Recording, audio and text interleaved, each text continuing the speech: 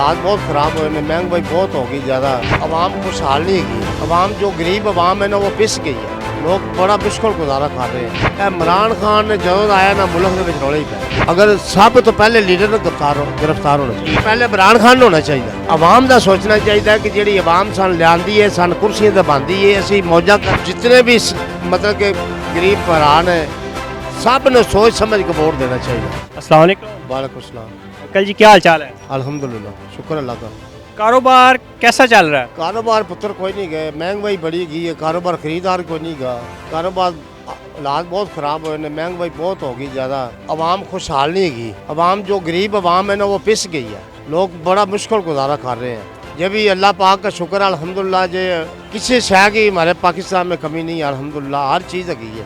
लेकिन हालात बहुत ख़राब किए ना इमरान खान ने तो हुकूमत ने कि सैट होणगे तो हालात सैट होणगे। महंगाई होवे ना चलो हालात सैट हो ना, बंदा चलो कारोबार बंदा लाई चलाई चलती रहती है। किसने हालात ये ख़राब किए कारोबार? हालात असल बुनियाद जो याद रखने वाला ना इमरान खान है, ये हालात सारे उसकी वजह तो ख़राब हुए हैं। इमरान खान जो है उसके दौर में जो पेट्रोल था 150 था, अब 270।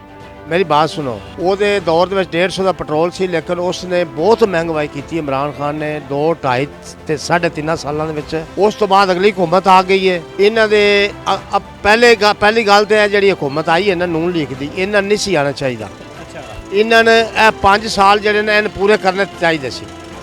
ਠੀਕ ਹੈ 5 ਸਾਲ ਪੂਰੇ ਕਰਦਾ, ਉਸ ਤੋਂ ਬਾਅਦ ਇਲੈਕਸ਼ਨ ਦੇ ਵਿੱਚ ਜਿਹੜਾ ਵੀ ਬਣ ਜਾਂਦਾ ਉਹ ਆ ਜਾਂਦਾ, फिर भी कोई हालात बेहतर होने से ਜਿਹੜੇ मतलब कि ਹੁਣ ਉਹ ਇਮਰਾਨ ਖਾਨ ਇਹਨਾਂ ਨੇ ਕੱਢ ਦਿੱਤਾ ਹੈ, ਉਹ ਅੱਗੋਂ ਸਮਲੀਆਂ ਤੋੜ ਦਿੱਤੀਆਂ ਨੇ, ਸਮਝ ਆਈ ਅੱਗੋਂ ਫਿਰ ਉਹ ਲੌਂਗ ਮਾਰੇ। ਤੁਸੀਂ ਇਹ ਵੇਖਦੇ ਨਹੀਂ ਕਿ ਇਮਰਾਨ ਖਾਨ ਦੇ ਦੌਰ ਦੇ ਵਿੱਚ ਕਰੋਨਾ ਵੀ ਆਇਆ, ਠੀਕ ਹੈ, ਉਸ ਦੇ ਦੌਰਾਨ ਵੀ ਉਹਨਾਂ ਨੇ ਬਹੁਤ ਅੱਛਾ ਮੈਨੇਜ ਕੀਤਾ ਹੋਇਆ ਸੀ। ਠੀਕ ਹੈ ਪੁੱਤਰ, ਕਰੋਨਾ ਦੇ ਵਿੱਚ ਕੋਈ ਉਹਨਾਂ ਨੇ ਮੈਨੇਜ ਨਹੀਂ ਕੀਤਾ, ਯਕੀਨ ਕਰ ਲੈ। ਕਰੋਨਾ ਦੇ ਵਿੱਚ ਲੋਕੀ ਬੜੇ ਸਫੈਦ ਪੋਸ਼ ਲੋਕ ਮੈਂ ਵੇਖੇ ਨੇ ਕਿ ਜਿਹੜੇ ਲਾਈਨ 'ਚ ਲੱਗ ਗਏ ਸੀ, ਜਿਹੜੇ ਵਿਹਲੇ ਹੋ ਗਏ ਸੀ ਪੁੱਤਰ। ਇੱਕ ਦਿਹਾੜੀ ਨਾ ਲੱਗੇ, ਇੱਕ ਦਿਨ ਦੀ ਦਿਹਾੜੀ ਇੱਕ ਨਾ ਲੱਗੇ ਤੇ ਉਹ ਮੈਨੇਜ ਨਹੀਂ ਹੁੰਦਾ। ਠੀਕ ਹੈ, ਤੇ ਪਤਾ ਨਹੀਂ ਕਿਸ ਤਰ੍ਹਾਂ ਲੋਕੀ ਕਮਾ ਰਹੇ ਨੇ, ਕਿਸ ਤਰ੍ਹਾਂ ਖਾ ਰਹੇ ਨੇ। ਇਹ ਅੱਲਾਹ ਪਾਕ ਦੀ ਬਰਕਤ ਨਾਲ ਹੀ ਮੁਲਕ ਚੱਲ ਰਿਹਾ। ਅੱਲਾਹ ਕਿਹਦੇ ਦੌਰੇ ਹਕੂਮਤ ਹੈ, ਯਾਨੀ ਕਿ ਨਿਜ਼ਾਮ ਕਾਰੋਬਾਰ ਦਾ ਬਿਹਤਰ ਹੈ? ਕਾਰੋਬਾਰ ਜਿਹੜਾ ਜਿਸ ਵਕਤ ਆਦੀ ਹਕੂਮਤ ਹੈ ਕਿਸੇ ਨਵਾਜ਼ ਸ਼ਰੀਫ ਦੀ, ਉਦੋਂ ਹਾਲਾਤ ਬਹੁਤ ਬਿਹਤਰ ਸੀ, ਦੁਨੀਆ ਖੁਸ਼ਹਾਲ ਸੀ, ਹਰ ਬੰਦਾ ਖੁਸ਼ ਸੀ, ਬੜੇ ਕਾਰੋਬਾਰ ਹੁੰਦੇ ਸੀ, ਬੜਾ ਕੰਮ ਹੈਗਾ ਸੀ, ਸਮਝ ਆਈ ਹੈ। ਇਮਰਾਨ ਖਾਨ ਨੇ ਜਦੋਂ ਆਇਆ ਨਾ ਮੁਲਕ ਦੇ ਵਿੱਚ ਰੌਲੇ ਹੀ ਪੈ ਗਏ। ਇਲੈਕਸ਼ਨ ਦੀ ਤਾਰੀਖ ਦਿੱਤੀ ਜਾ ਰਹੀ ਹੈ, ਯਾਨੀ ਕਿ ਪੰਜਾਬ 'ਚ ਇਲੈਕਸ਼ਨਸ ਹੋਣ ਦੀ ਤਿਆਰੀ ਸ਼ੁਰੂ ਹੈ।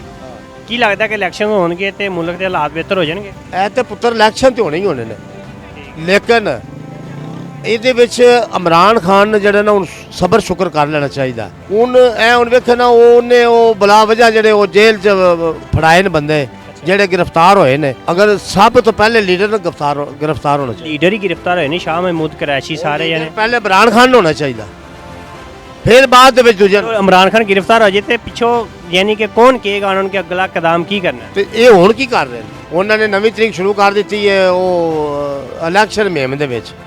ਇਲੈਕਸ਼ਨ ਮੁਹਿੰਮ ਤਰੀਕ ਸ਼ੁਰੂ, ਉਹ ਤਾਂ ਇਲੈਕਸ਼ਨ ਦੀ ਮੁਹਿੰਮ ਯਾਨੀ ਕਿ ਤਰੀਕ ਦਿੱਤੀ ਕਿ ਤੇ ਇਲੈਕਸ਼ਨ ਸ਼ੁਰੂ ਕਰਨੇ ਨੇ ਨਾ, ਉਹ ਤੇ ਮੁਹਿੰਮ। ਪਰ ਮੇਰੀ ਗੱਲ ਸੁਣ, ਇਹ ਨਾ ਬੇਸਬਰੇ ਨੇ, ਇਹਨਾਂ ਨੇ ਲੱਥੀ ਚੜੀ ਦੀ ਕੋਈ ਨਹੀਂ ਕੀ। ਇਹਨਾਂ ਨੇ ਆਵਾਮ ਦਾ ਸੋਚਣਾ ਚਾਹੀਦਾ ਕਿ ਜਿਹੜੀ ਆਵਾਮ ਸਨ ਲਿਆਂਦੀ ਹੈ, ਸਨ ਕੁਰਸੀਆਂ ਦਬਾਉਂਦੀ ਹੈ, ਅਸੀਂ ਮੌਜਾਂ ਕਰਨੇ। ਆਵਾਮ ਦੇ ਲਈ ਸੋਚਿਆ ਤੇ ਜੇਲ੍ਹ ਭਰੋ ਤਹਿਰੀਕ ਸ਼ੁਰੂ ਕੀਤੀ ਹੈ ਕਿ ਆਵਾਮ ਜੇਲ੍ਹ ਦੇ ਵਿੱਚ ਆਏਗੀ ਤੇ ਇਲੈਕਸ਼ਨ ਹੋਣਗੇ ਤੇ ਆਵਾਮ ਦੀ ਸੋਚਿਆ ਜਾਏਗਾ। ਇੱਧਰ ਜਿਸ ਦਿਨ ਇਹਨੇ ਲੌਂਗ ਮਾਰਚ ਕੀਤਾ ਸੀ ਨਾ, ਜਦੋਂ ਇਸਲਾਮਾਬਾਦ ਗਿਆ ਸੀ, ਉਦੋਂ ਬਿਲਕੁਲ ਲਾਹੌਰ ਦੇ ਵਿੱਚ ਜ਼ੀਰੋ ਕਾਰੋਬਾਰ ਸੀ। ਜਦੋਂ ਇਹਨੇ ਜੇਲ੍ਹ ਭਰੋ ਤਰੀਕ ਕੀਤੀ ਉਦੋਂ ਵੀ ਜ਼ੀਰੋ ਹੀ ਸੀ। ਇਹ ਤੇ ਕਾਰੋਬਾਰ ਤੇ ਹਾਲਾਤ ਨੂਨ ਲੀਗ ਨੇ ਕੀਤੇ ਨੇ ਨਾ, ਸ਼ਬਾਜ਼ ਸ਼ਰੀਫ ਉਹਨਾਂ ਨੇ ਕੀਤੇ ਨੇ। ਸਾਰੇ ਰਲੇ ਨੇ ਪੁੱਤਰ, ਸਾਰੇ ਇੱਕੋ ਕੁਛ ਨੇ, ਇਹ ਸਨ ਬੇਵਕੂਫ ਬਣੇ। ਬਿਹਤਰ ਕੌਣ ਕਰੇਗਾ? ਯਾਰ ਮੈਂ ਪੂਰੇ ਪਾਕਿਸਤਾਨ 'ਚ ਮੈਸੇਜ ਦੇਣਾ ਚਾਹੁੰਦਾ, ਜਿਤਨੇ ਵੀ मतलब कि गरीब भरा ने सब ने सोच समझ के वोट देना चाहिए।